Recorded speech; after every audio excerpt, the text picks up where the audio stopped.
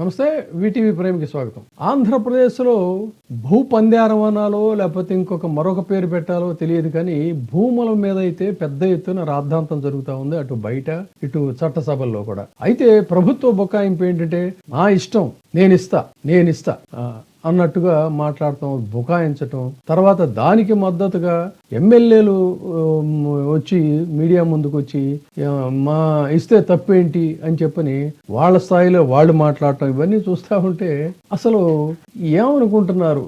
ప్రజలు ఇచ్చినటువంటి అధికారం మీకు మొత్తం ఆంధ్రప్రదేశ్ని రాసి ఇచ్చేశారనుకుంటున్నారా? మీ ఇష్టం ఏమైనా సరే, ఈ రాజ్యం మీ భోజ్యం, మీరు ఏలుకోండి, మీరు ఏమైనా చేసుకోండి అని చెప్పని ప్రజలు ఓటేశారని చెప్పి అనుకుంటే చాలా పొరపాటు. చేసేటువంటి ప్రతి తప్పులకి కూడా భవిష్యత్తులో భారీ మూల్యం చెల్లించుకోవాల్సి ఉంటుంది. కానీ మరి అధికారం అనేటువంటి దీని మీద వాస్తవాలు తెలియడం లేదు చట్టాల గురించి తెలిసినటువంటి వాళ్ళు చెప్పడం లేదో అయితే తెలియదు. కానీ ఈ బుకాయింపుల నేపథ్యంలో, ఈ పందారం నేపథ్యంలో, ఈ దందాల నేపథ్యంలో అసలు చట్టం ఏం చెప్తుంది అనేది మాత్రం మనం లాజికల్ గా వద్దాం. ఇప్పటికే చాలా దీని మీద రకరకాల గీతాలు వచ్చినాయి. గీతాలాపన చేసేటువంటి వాళ్ళు, ఆరున్నక్క రాగంలో గీతం తీస్తున్నటువంటి వాళ్ళు ఉన్నారు.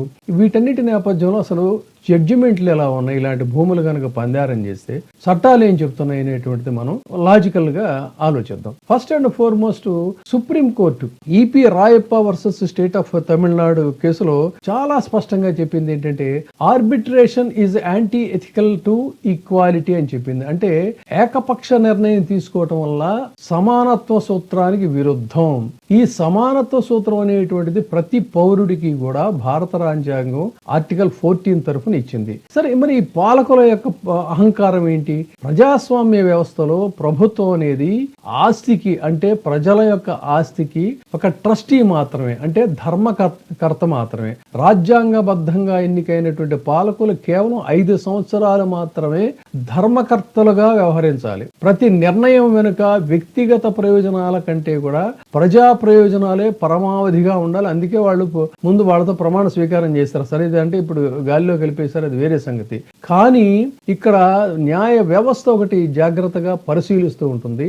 ఈ క్రమంలో రాజకీయ పలుకుబడి, అంటే ఇన్ఫ్లుయెన్స్ అవడం గాని, బంధుప్రీతి, నెపోటిజం, ఈ ప్రాతిపదికన విలువైనటువంటి భూములను క్రమబద్ధీకరణ పేరుతో, తక్కువ ధర పేరుతో, ప్రయోజనాలు ఉన్నాయి, క్రెడిబిలిటీ ఉంది, ఇది ఒక పదం, క్రెడిబిలిటీ ఉంది కాబట్టి వాళ్ళకి ఇస్తున్నాం అని చెప్పానంటే ఇది న్యాయస్థానాల ముందు నిలబడదు. నా ఇష్టం, నేను ఇస్తాను, క్రెడిబిలిటీ ఉంది కాబట్టి మేము 5 సంవత్సరాలకు 5 సంవత్సరాలకు ఇస్తున్నాం, 6 సంవత్సరాలకు ఇవ్వడం లేదని ఏమిటి ఈ బుకాయింపు అనేది? చట్టం తెలిస్తే ఎవరు కూడా ఈ విధంగా అధికార దుర్వినియోగం చేయరు. భారత రాజ్యాంగంలోని ఆర్టికల్ 14 చాలా స్పష్టంగా చెప్తుంది ఏంటంటే చట్టం ముందు అందరూ సమానులే. కానీ ఆంధ్రప్రదేశ్ లో చట్టం ముందు అందరూ సమానులు కాదని మీరు ప్రతి కోణంలో కూడా పదే దాన్ని రిపీట్ చేస్తున్నారు. ఏమి అవడం లేదు కదా అని చెప్పి అనుకుంటారు. కానీ దేనికైనా కూడా ఒక ఇది ఉంటుంది, there is a limit for everything అనేది విస్మరించడానికి వీల్లేదు. ఇక ఏకపక్షంగా, అంటే ఆర్బిట్రేగా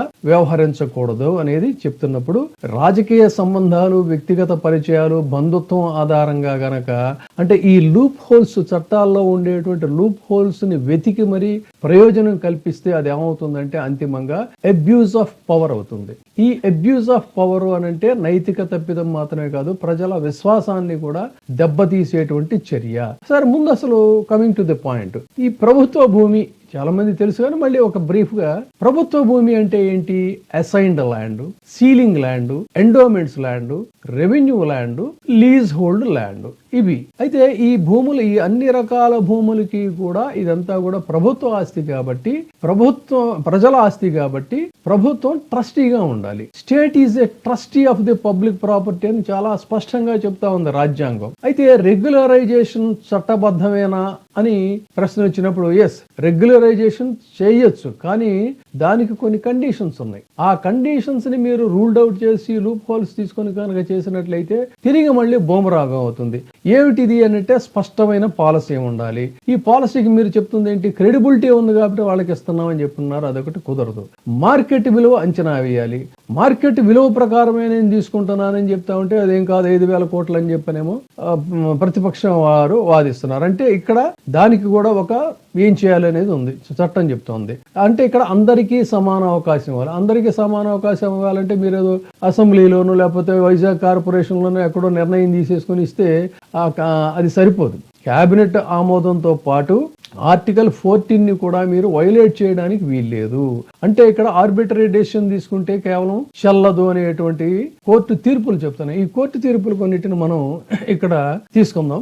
చాలా కీలకమైనటువంటి తీర్పులు ఇవి. కస్తూరిలాల్ లక్ష్మీరెడ్డి కేసు, ఇది 1980వ సంవత్సరంలో జరిగింది. దీని ప్రకారంగా కోర్టు చెప్పింది ఏంటంటే ప్రభుత్వం వ్యక్తిగత ఇష్ట ప్రకారంగా ఆస్తిని ఇవ్వడానికి వీల్లేదు. ఇది ఆర్బిటరీనెస్ కి చట్ట విరుద్ధం అని చెప్పని చెప్పింది. అదే విధంగా Sachchidananda Pandey case, public property కేటాయింపు ప్రజా ప్రయోజనంతో ఉండాలి. ఇది చాలా కీలకం. ఇప్పుడు ఆంధ్రప్రదేశ్ లో జరుగుతున్నటువంటి దారాదత్తం చేసే వాళ్ళు గమనించాల్సింది ఏంటంటే విస్తృత ప్రజా ప్రయోజనం ఉండాలి, లార్జర్ పబ్లిక్ ఇంట్రెస్ట్ అనేది ఉండాలి. అందులో లార్జర్ పబ్లిక్ ఇంట్రెస్ట్ ఉందా, నెపోటిజం ఉందా అనేటువంటిది పాయింట్. దీనికి సంబంధించి అఖిల భారతీయ ఉపభోగ కాంగ్రెస్ కేసు అని ఒకటి ఉంది. ఇది టోకెన్ ధరలకు భూమి కేటాయింపులు కనుక చేసినట్టయితే వాటిని రద్దు చేయమని చెప్పి కూడా చేసింది. తాజాగా మనకు హైదరాబాద్ తీసుకుందాం. Hyderabad preferential allotment case, Hyderabad preferential allotment case 2024లో ప్రత్యేక వర్గాలకు ప్రాధాన్యత ఇచ్చినటువంటి భూమి ఇది. ప్రత్యేక వర్గాలు అంటే జడ్జిలు, జర్నలిస్టులు వగేరా వగేరా వీళ్ళందరూ కూడా ఉన్నారు అందులో, ఎమ్మెల్యేలు వాళ్ళకి కేటాయించినటువంటి భూమి కూడా ఆర్టికల్ 14 కింద రద్దయింది అనేది ఇక్కడ ప్రత్యేకంగా గమనిస్తే మంచిది. ఎందుకంటే కోర్టు ఇలాంటి విషయాల్లో కొన్ని ప్రశ్నలు వేస్తుంది. ఆల్రెడీ ఆంధ్రప్రదేశ్ లో గీతంకి సంబంధించిన భూముల కేటాయింపులో కోర్టు కౌంటర్ అఫిడవిట్ ఫైల్ చేయమని కూడా చెప్పింది. కాబట్టి మనం దాని జోలికి ఆ వివరాల్లోకి మనం వెళ్ళడం లేదు. ఇన్ జనరల్ గా లీగల్ గా చూసుకున్నప్పుడు కోర్టు అడిగేటువంటి ప్రశ్నలు, ఈ భూమి అసలు స్వరూపం ఏంటి, ఎప్పుడు కేటాయించారు, మార్కెట్ విలువ తీసుకున్నారా, పాలసీ ప్రకారం తీసుకున్నారా, కాన్ఫ్లిక్ట్ ఆఫ్ ఇంట్రెస్ట్ ఉందా, ఫైల్ నోట్లు పారదర్శకంగా ఉన్నాయా, ఇవన్నీ కూడా అడుగుతాయి తప్ప ఎమ్మెల్యేలు మీడియా ముందుకు వచ్చి ఎవరైనా పల్లా శ్రీనివాసరావు, విష్ణుకుమార్ రాజా, గణబాబు, గంటా శ్రీనివాసరావు ఇలాంటి వాళ్ళందరూ కూడా మీడియా ముందుకు వచ్చి అదని ఇదని మీరేదో మెహర్బానీ కోసం మాట్లాడితే మీ యొక్క స్టేట్మెంట్స్ చట్టం ముందు నిలబడవు.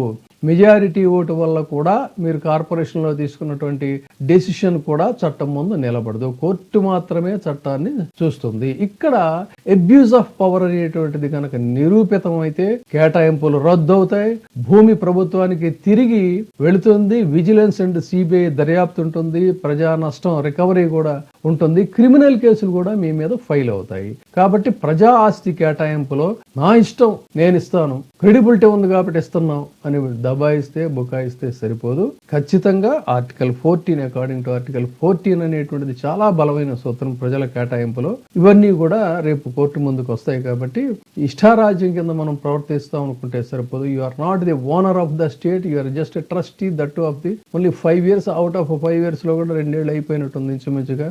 Left over is 3 years. So you have to act according to the law or otherwise you will pay a huge penalty. ఇప్పుడే సబ్స్క్రైబ్ చేయండి, లైక్ చేయండి, షేర్ చేయండి. వే టీవీ ప్రైమ్, మీ ఉత్తమాభిరుచుల సమ్మేళనం.